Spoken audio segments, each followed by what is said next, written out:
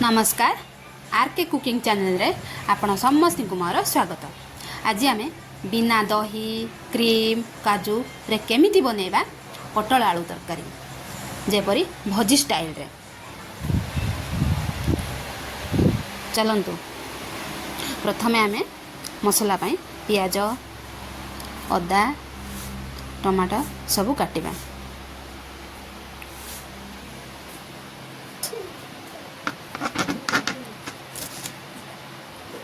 रसुण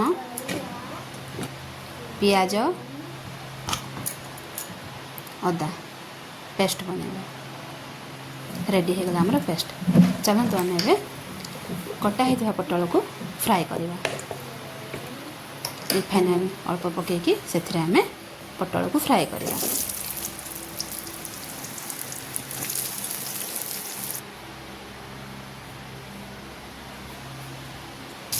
देखो आम पटल पूरा फ्राए हो गला। एबे अन्य पात्र रे काढ़ा।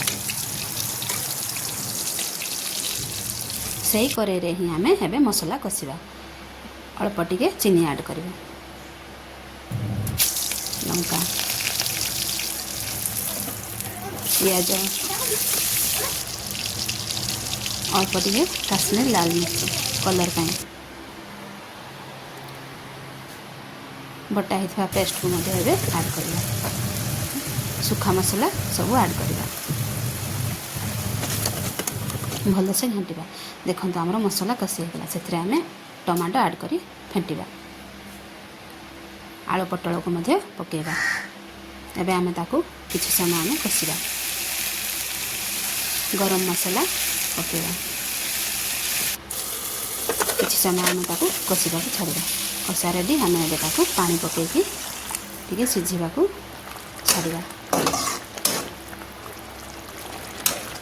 देखो आम पटल आलू तरकारी रेडी। एबे चलंतु आम धनिया पत्र को काटिबा। कटे सरला आम से देखो पकेबा। देखिले ना पूरा भजी स्टाइल देखा जमी सुंदर खाइबा बहुत स्वादिष्ट। मो चैनल रे नुआ देखुथिले लाइक एंड शेयर करंतु एवं सब्सक्राइब भी करंतु।